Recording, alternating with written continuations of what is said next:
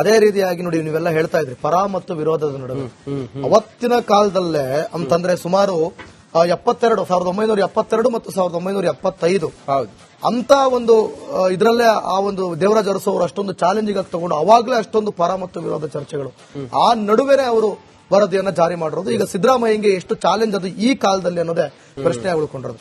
ಸರ್ಕಾರ ಆದಷ್ಟು ಬೇಗ ವರದಿ ಸ್ವೀಕಾರ ಮಾಡಲಿ, ಸಣ್ಣ ಪುಟ್ಟ ಜಾತಿಗಳಿಗೆ ಮೀಸಲಾತಿ ಪಟ್ಟಿಯಲ್ಲಿ ಸೇರಲು ಅನುಕೂಲ ಆಗುತ್ತೆ ಅಂತ ಜಯಪ್ರಕಾಶ್ ಹೆಗಡೆ ರಿಪಬ್ಲಿಕ್ ಕನ್ನಡಕ್ಕೆ ತಿಳಿಸಿದ್ದಾರೆ. ಶೈಕ್ಷಣಿಕವಾಗಿ ವಿದ್ಯಾರ್ಥಿಗಳಿಗೆ ಸಹಾಯ ಆಗುತ್ತೆ, ಅನಾಥ ಮಕ್ಕಳಿಗೆ ಮೀಸಲಾತಿ ಕೊಡಬೇಕು ಅಂತ ಶಿಫಾರಸು ಮಾಡಿದೆ. ಸರ್ಕಾರದ ತೀರ್ಮಾನ ಮಾಡೋದು ತಡವಾದ್ರೆ ಮಕ್ಕಳಿಗೆ ಮೀಸಲಾತಿ ಸಿಗಲ್ಲ, ಒಬಿಸಿ ಸರ್ಟಿಫಿಕೇಟ್ ಸಿಗಲ್ಲ ಅಂತ ಕಳವಳ ವ್ಯಕ್ತಪಡಿಸಿದ್ದಾರೆ. ನೋಡೋಣ. ಆದಷ್ಟು ಬೇಗ ಕೊಟ್ರೆ ಅನೇಕ ಜಾತಿಗಳು ಯಾವುದು ಇನ್ನೂ ಹಿಂದುಳಿದ ವರ್ಗದ ಮೀಸಲಾತಿ ಪಟ್ಟಿ ಸೇರಿಲ್ಲ, ಅವರಿಗೆ ಸಹಾಯ ಆಗ್ತದೆ ಅಂತ ನನ್ನೊಂದು ಅಭಿಪ್ರಾಯ. ಅದಕ್ಕೋಸ್ಕರ ಆದಷ್ಟು ಬೇಗ ಕೊಟ್ರೆ ಪಾಪ ಸಾಧಾರಣ 95ರಿಂದ 100 ಸಂಖ್ಯೆಯಷ್ಟು ಹಿಂದುಳಿದ ವರ್ಗದ ಜನ, ಕೆಲವರು 300 ಜಾತಿ ಸಂಖ್ಯೆ ಇರೋದು 300, 400, 1000, 2000, 25,000 ಇರುವಂತವರಿಗೆ ಸಹಾಯ ಆಗ್ತದೆ. ಅದರ ಬಗ್ಗೆ ಯಾರು ಹೋರಾಟ ಮಾಡ್ತಾ ಇಲ್ಲ ಅನ್ನುವಂಥದ್ದೇ ಒಂದು ನೋವಿದೆ ನನಗೆ. ಅದರೊಟ್ಟಿಗೆ ಅನಾಥ ಮಕ್ಕಳದೊಂದು ವರದಿಯನ್ನು ಕೊಟ್ಟಿದ್ವಿ. ಅವರು ಈವರೆಗೆ ಸಾಮಾನ್ಯ ಪ್ರವರ್ಗದಲ್ಲಿ ಸ್ಪರ್ಧೆ, ಜನರಲ್ ಕ್ಯಾಟಗರಿಯಲ್ಲಿ ಸ್ಪರ್ಧೆ ಮಾಡ್ತಾ ಇದ್ದಾರೆ. ಸಾಧ್ಯ ಇದೆ ಅನ್ನುವಂಥದ್ದು ಅದಾಗೋದಿಲ್ಲ. ಅದಕ್ಕೋಸ್ಕರ ಅವರದ್ದು ಸೇರಿಸಿ ಬೇಗ ವರದಿಯನ್ನ ಸರ್ಕಾರ ಆದಷ್ಟು ಬೇಗ ಕೊಟ್ರೆ ಅನೇಕ ಜಾತಿಗಳು ನೋಡಿ. ನೀವು ಅದೇ ರೀತಿಯಾಗಿ ನೋಡಿ ನೀವೆಲ್ಲ ಹೇಳ್ತಾ ಇದ್ರಿ ಪರ ಮತ್ತು ವಿರೋಧದ ನಡುವೆ ಅವತ್ತಿನ ಕಾಲದಲ್ಲೇ ಅಂತಂದ್ರೆ ಸುಮಾರು 1972 ಮತ್ತು 1975 ಅಂತ ಒಂದು ಇದರಲ್ಲೇ ಆ ಒಂದು ದೇವರಾಜ ಅರಸು ಅವರು ಅಷ್ಟೊಂದು ಚಾಲೆಂಜಿಂಗ್ ಆಗಿ ತಗೊಂಡು ಅವಾಗಲೇ ಅಷ್ಟೊಂದು ಪರ ಮತ್ತು ವಿರೋಧ ಚರ್ಚೆಗಳು ಆ ನಡುವೆನೆ ಅವರು ವರದಿಯನ್ನ ಜಾರಿ ಮಾಡಿರೋದು. ಈಗ ಸಿದ್ದರಾಮಯ್ಯಗೆ ಎಷ್ಟು ಚಾಲೆಂಜ್ ಅದು ಈ ಕಾಲದಲ್ಲಿ ಅನ್ನೋದೇ ಪ್ರಶ್ನೆ ಉಳ್ಕೊಂಡಿರೋದು. ಸರ್ಕಾರ ಆದಷ್ಟು ಬೇಗ ವರದಿ ಸ್ವೀಕಾರ ಮಾಡಲಿ, ಸಣ್ಣ ಪುಟ್ಟ ಜಾತಿಗಳಿಗೆ ಮೀಸಲಾತಿ ಪಟ್ಟಿಯಲ್ಲಿ ಸೇರಲು ಅನುಕೂಲ ಆಗುತ್ತೆ ಅಂತ ಜಯಪ್ರಕಾಶ್ ಹೆಗಡೆ ರಿಪಬ್ಲಿಕ್ ಕನ್ನಡಕ್ಕೆ ತಿಳಿಸಿದ್ದಾರೆ. ಶೈಕ್ಷಣಿಕವಾಗಿ ವಿದ್ಯಾರ್ಥಿಗಳಿಗೆ ಸಹಾಯ ಆಗುತ್ತೆ, ಅನಾಥ ಮಕ್ಕಳಿಗೆ ಮೀಸಲಾತಿ ಕೊಡಬೇಕು ಅಂತ ಶಿಫಾರಸು ಮಾಡಿದೆ. ಸರ್ಕಾರದ ತೀರ್ಮಾನ ಮಾಡೋದು ತಡವಾದ್ರೆ ಮಕ್ಕಳಿಗೆ ಮೀಸಲಾತಿ ಸಿಗಲ್ಲ, ಒಬಿಸಿ ಸರ್ಟಿಫಿಕೇಟ್ ಸಿಗಲ್ಲ ಅಂತ ಕಳವಳ ವ್ಯಕ್ತಪಡಿಸಿದ್ದಾರೆ. ನೋಡೋಣ. ಆದಷ್ಟು ಬೇಗ ಕೊಟ್ರೆ ಅನೇಕ ಜಾತಿಗಳು ಯಾವುದು ಇನ್ನೂ ಹಿಂದುಳಿದ ವರ್ಗದ ಮೀಸಲಾತಿ ಪಟ್ಟಿ ಸೇರಿಲ್ಲ, ಅವರಿಗೆ ಸಹಾಯ ಆಗ್ತದೆ ಅಂತ ನನ್ನೊಂದು ಅಭಿಪ್ರಾಯ. ಅದಕ್ಕೋಸ್ಕರ ಆದಷ್ಟು ಬೇಗ ಕೊಟ್ರೆ ಪಾಪ ಸಾಧಾರಣ 95ರಿಂದ 100 ಸಂಖ್ಯೆಯಷ್ಟು ಹಿಂದುಳಿದ ವರ್ಗದ ಜನ, ಕೆಲವರು 300 ಜಾತಿ ಸಂಖ್ಯೆ ಇರೋದು 300, 400, 1000, 2000, 25,000 ಇರುವಂತವರಿಗೆ ಸಹಾಯ ಆಗ್ತದೆ. ಅದರ ಬಗ್ಗೆ ಯಾರು ಹೋರಾಟ ಮಾಡ್ತಾ ಇಲ್ಲ ಅನ್ನುವಂಥದ್ದೇ ಒಂದು ನೋವಿದೆ ನನಗೆ. ಅದರೊಟ್ಟಿಗೆ ಅನಾಥ ಮಕ್ಕಳದೊಂದು ವರದಿಯನ್ನು ಕೊಟ್ಟಿದ್ವಿ. ಅವರು ಈವರೆಗೆ ಸಾಮಾನ್ಯ ಪ್ರವರ್ಗದಲ್ಲಿ ಸ್ಪರ್ಧೆ, ಜನರಲ್ ಕ್ಯಾಟಗರಿಯಲ್ಲಿ ಸ್ಪರ್ಧೆ ಮಾಡ್ತಾ ಇದ್ದಾರೆ. ಸಾಧ್ಯ ಇದೆ ಅನ್ನುವಂಥದ್ದು ಅದಾಗೋದಿಲ್ಲ.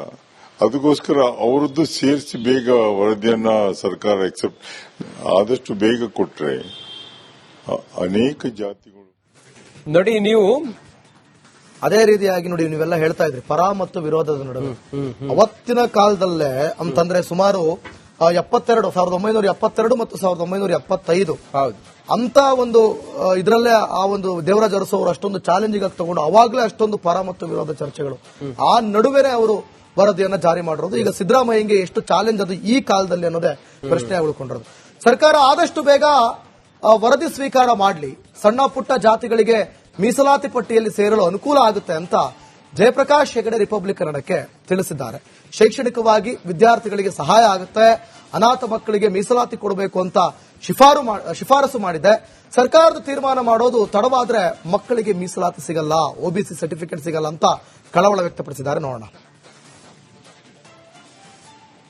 ಆದಷ್ಟು ಬೇಗ ಕೊಟ್ರೆ ಅನೇಕ ಜಾತಿಗಳು ಯಾವುದು ಇನ್ನೂ ಹಿಂದುಳಿದ ವರ್ಗದ ಮೀಸಲಾತಿ ಪಟ್ಟಿ ಸೇರಿಲ್ಲ, ಅವರಿಗೆ ಸಹಾಯ ಆಗ್ತದೆ ಅಂತ ನನ್ನೊಂದು ಅಭಿಪ್ರಾಯ. ಅದಕ್ಕೋಸ್ಕರ ಆದಷ್ಟು ಬೇಗ ಕೊಟ್ರೆ ಪಾಪ ಸಾಧಾರಣ 95ರಿಂದ 100 ಸಂಖ್ಯೆಯಷ್ಟು ಹಿಂದುಳಿದ ವರ್ಗದ ಜನ, ಕೆಲವರು 300 ಜಾತಿ ಸಂಖ್ಯೆ ಇರೋದು 300, 400, 1000, 2000, 25,000 ಇರುವಂತವರಿಗೆ ಸಹಾಯ ಆಗ್ತದೆ. ಅದ್ರ ಬಗ್ಗೆ ಯಾರು ಹೋರಾಟ ಮಾಡ್ತಾ ಇಲ್ಲ ಅನ್ನುವಂಥದ್ದೇ ಒಂದು ನೋವಿದೆ ನನಗೆ. ಅದರೊಟ್ಟಿಗೆ ಅನಾಥ ಮಕ್ಕಳದೊಂದು ವರದಿಯನ್ನು ಕೊಟ್ಟಿದ್ವಿ. ಅವರು ಈವರೆಗೆ ಸಾಮಾನ್ಯ ಪ್ರವರ್ಗದಲ್ಲಿ ಸ್ಪರ್ಧೆ, ಜನರಲ್ ಕ್ಯಾಟಗರಿಯಲ್ಲಿ ಸ್ಪರ್ಧೆ ಮಾಡ್ತಾ ಇದ್ದಾರೆ. ಸಾಧ್ಯ ಇದೆ ಅನ್ನುವಂಥದ್ದು ಅದಾಗೋದಿಲ್ಲ. ಅದಕ್ಕೋಸ್ಕರ ಅವರದ್ದು ಸೇರಿಸಿ ಬೇಗ ವರದಿಯನ್ನ ಸರ್ಕಾರ ಆದಷ್ಟು ಬೇಗ ಕೊಟ್ರೆ ಅನೇಕ ಜಾತಿಗಳು ನೋಡಿ. ನೀವು ಅದೇ ರೀತಿಯಾಗಿ ನೋಡಿ, ನೀವೆಲ್ಲ ಹೇಳ್ತಾ ಇದ್ರಿ ಪರ ಮತ್ತು ವಿರೋಧದ ನಡುವೆ. ಅವತ್ತಿನ ಕಾಲದಲ್ಲೇ ಅಂತಂದ್ರೆ ಸುಮಾರು 1972 ಮತ್ತು 1975 ಅಂತ ಒಂದು ಇದರಲ್ಲೇ ಆ ಒಂದು ದೇವರಾಜ ಅರಸು ಅವರು ಅಷ್ಟೊಂದು ಚಾಲೆಂಜಿಂಗ್ ಆಗಿ ತಗೊಂಡು ಅವಾಗಲೇ ಅಷ್ಟೊಂದು ಪರ ಮತ್ತು ವಿರೋಧ ಚರ್ಚೆಗಳು. ಆ ನಡುವೆನೆ ಅವರು ವರದಿಯನ್ನ ಜಾರಿ ಮಾಡಿರೋದು. ಈಗ ಸಿದ್ದರಾಮಯ್ಯಗೆ ಎಷ್ಟು ಚಾಲೆಂಜ್ ಅದು ಈ ಕಾಲದಲ್ಲಿ ಅನ್ನೋದೇ ಪ್ರಶ್ನೆ ಉಳ್ಕೊಂಡಿರೋದು. ಸರ್ಕಾರ ಆದಷ್ಟು ಬೇಗ ವರದಿ ಸ್ವೀಕಾರ ಮಾಡಲಿ, ಸಣ್ಣ ಪುಟ್ಟ ಜಾತಿಗಳಿಗೆ ಮೀಸಲಾತಿ ಪಟ್ಟಿಯಲ್ಲಿ ಸೇರಲು ಅನುಕೂಲ ಆಗುತ್ತೆ ಅಂತ ಜಯಪ್ರಕಾಶ್ ಹೆಗಡೆ ರಿಪಬ್ಲಿಕ್ ಕನ್ನಡಕ್ಕೆ ತಿಳಿಸಿದ್ದಾರೆ. ಶೈಕ್ಷಣಿಕವಾಗಿ ವಿದ್ಯಾರ್ಥಿಗಳಿಗೆ ಸಹಾಯ ಆಗುತ್ತೆ, ಅನಾಥ ಮಕ್ಕಳಿಗೆ ಮೀಸಲಾತಿ ಕೊಡಬೇಕು ಅಂತ ಶಿಫಾರಸು ಮಾಡಿದೆ. ಸರ್ಕಾರದ ತೀರ್ಮಾನ ಮಾಡೋದು ತಡವಾದ್ರೆ ಮಕ್ಕಳಿಗೆ ಮೀಸಲಾತಿ ಸಿಗಲ್ಲ, ಒಬಿಸಿ ಸರ್ಟಿಫಿಕೇಟ್ ಸಿಗಲ್ಲ ಅಂತ ಕಳವಳ ವ್ಯಕ್ತಪಡಿಸಿದ್ದಾರೆ. ನೋಡೋಣ. ಆದಷ್ಟು ಬೇಗ ಕೊಟ್ರೆ ಅನೇಕ ಜಾತಿಗಳು ಯಾವುದು ಇನ್ನೂ ಹಿಂದುಳಿದ ವರ್ಗದ ಮೀಸಲಾತಿ ಪಟ್ಟಿ ಸೇರಿಲ್ಲ, ಅವರಿಗೆ ಸಹಾಯ ಆಗ್ತದೆ ಅಂತ ನನ್ನೊಂದು ಅಭಿಪ್ರಾಯ. ಅದಕ್ಕೋಸ್ಕರ ಆದಷ್ಟು ಬೇಗ ಕೊಟ್ರೆ ಪಾಪ ಸಾಧಾರಣ 95ರಿಂದ 100 ಸಂಖ್ಯೆಯಷ್ಟು ಹಿಂದುಳಿದ ವರ್ಗದ ಜನ, ಕೆಲವರು 300 ಜಾತಿ ಸಂಖ್ಯೆ ಇರೋದು 300, 400, 1000, 2000, 25,000 ಇರುವಂತವರಿಗೆ ಸಹಾಯ ಆಗ್ತದೆ. ಅದ್ರ ಬಗ್ಗೆ ಯಾರು ಹೋರಾಟ ಮಾಡ್ತಾ ಇಲ್ಲ ಅನ್ನುವಂಥದ್ದೇ ಒಂದು ನೋವಿದೆ ನನಗೆ. ಅದರೊಟ್ಟಿಗೆ ಅನಾಥ ಮಕ್ಕಳದೊಂದು ವರದಿಯನ್ನು ಕೊಟ್ಟಿದ್ವಿ. ಅವರು ಈವರೆಗೆ ಸಾಮಾನ್ಯ ಪ್ರವರ್ಗದಲ್ಲಿ ಸ್ಪರ್ಧೆ, ಜನರಲ್ ಕ್ಯಾಟಗರಿಯಲ್ಲಿ ಸ್ಪರ್ಧೆ ಮಾಡ್ತಾ ಇದ್ದಾರೆ. ಸಾಧ್ಯ ಇದೆ ಅನ್ನುವಂಥದ್ದು ಅದಾಗೋದಿಲ್ಲ. ಅದಕ್ಕೋಸ್ಕರ ಅವರದ್ದು ಸೇರಿಸಿ ಬೇಗ ವರದಿಯನ್ನ ಸರ್ಕಾರ ಆದಷ್ಟು ಬೇಗ ಕೊಟ್ರೆ ಅನೇಕ ಜಾತಿಗಳು ನೋಡಿ. ನೀವು ಅದೇ ರೀತಿಯಾಗಿ ನೋಡಿ, ನೀವೆಲ್ಲ ಹೇಳ್ತಾ ಇದ್ರಿ ಪರ ಮತ್ತು ವಿರೋಧದ ನಡುವೆ.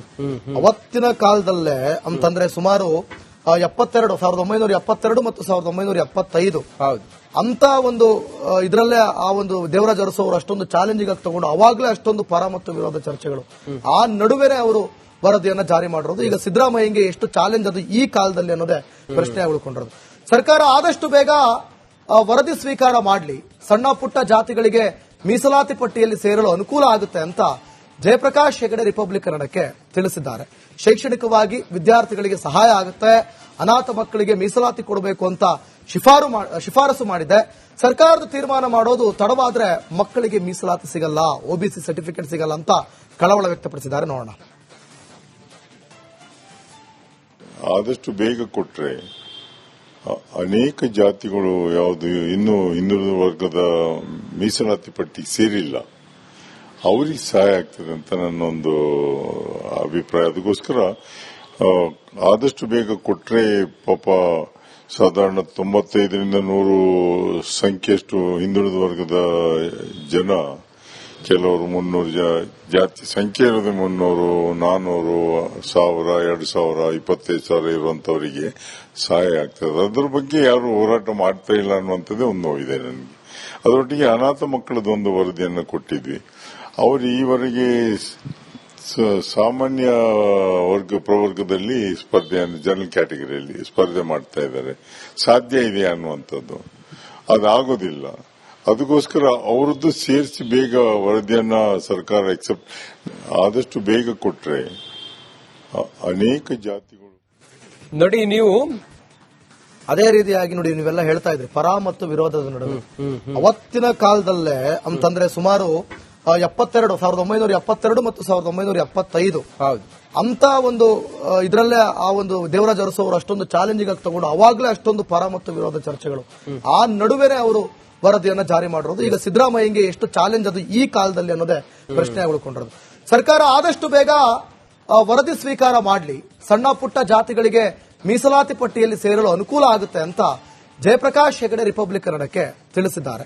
ಶೈಕ್ಷಣಿಕವಾಗಿ ವಿದ್ಯಾರ್ಥಿಗಳಿಗೆ ಸಹಾಯ ಆಗುತ್ತೆ, ಅನಾಥ ಮಕ್ಕಳಿಗೆ ಮೀಸಲಾತಿ ಕೊಡಬೇಕು ಅಂತ ಶಿಫಾರಸು ಮಾಡಿದೆ. ಸರ್ಕಾರದ ತೀರ್ಮಾನ ಮಾಡೋದು ತಡವಾದ್ರೆ ಮಕ್ಕಳಿಗೆ ಮೀಸಲಾತಿ ಸಿಗಲ್ಲ, ಒಬಿಸಿ ಸರ್ಟಿಫಿಕೇಟ್ ಸಿಗಲ್ಲ ಅಂತ ಕಳವಳ ವ್ಯಕ್ತಪಡಿಸಿದ್ದಾರೆ. ನೋಡೋಣ. ಆದಷ್ಟು ಬೇಗ ಕೊಟ್ರೆ ಅನೇಕ ಜಾತಿಗಳು ಯಾವುದು ಇನ್ನೂ ಹಿಂದುಳಿದ ವರ್ಗದ ಮೀಸಲಾತಿ ಪಟ್ಟಿಗೆ ಸೇರಿಲ್ಲ, ಅವರಿಗೆ ಸಹಾಯ ಆಗ್ತದೆ ಅಂತ ನನ್ನೊಂದು ಅಭಿಪ್ರಾಯ. ಅದಕ್ಕೋಸ್ಕರ ಆದಷ್ಟು ಬೇಗ ಕೊಟ್ರೆ ಪಾಪ ಸಾಧಾರಣ 95ರಿಂದ 100 ಸಂಖ್ಯೆಯಷ್ಟು ಹಿಂದುಳಿದ ವರ್ಗದ ಜನ, ಕೆಲವರು 300 ಜಾತಿ ಸಂಖ್ಯೆ ಇರೋದೇ 300, 400, 1000, 2000, 25,000 ಇರುವಂತವರಿಗೆ ಸಹಾಯ ಆಗ್ತದೆ. ಅದರ ಬಗ್ಗೆ ಯಾರು ಹೋರಾಟ ಮಾಡ್ತಾ ಇಲ್ಲ ಅನ್ನುವಂಥದ್ದೇ ಒಂದು ನೋವಿದೆ ನನಗೆ. ಅದರೊಟ್ಟಿಗೆ ಅನಾಥ ಮಕ್ಕಳದೊಂದು ವರದಿಯನ್ನು ಕೊಟ್ಟಿದ್ವಿ. ಅವರು ಈವರೆಗೆ ಸಾಮಾನ್ಯ ಪ್ರವರ್ಗದಲ್ಲಿ ಸ್ಪರ್ಧೆ, ಜನರಲ್ ಕ್ಯಾಟಗರಿಯಲ್ಲಿ ಸ್ಪರ್ಧೆ ಮಾಡ್ತಾ ಇದ್ದಾರೆ. ಸಾಧ್ಯ ಇದೆ ಅನ್ನುವಂಥದ್ದು ಅದಾಗೋದಿಲ್ಲ. ಅದಕ್ಕೋಸ್ಕರ ಅವರದ್ದು ಸೇರಿಸಿ ಬೇಗ ವರದಿಯನ್ನ ಸರ್ಕಾರ ಆದಷ್ಟು ಬೇಗ ಕೊಟ್ರೆ ಅನೇಕ ಜಾತಿಗಳು ನೋಡಿ. ನೀವು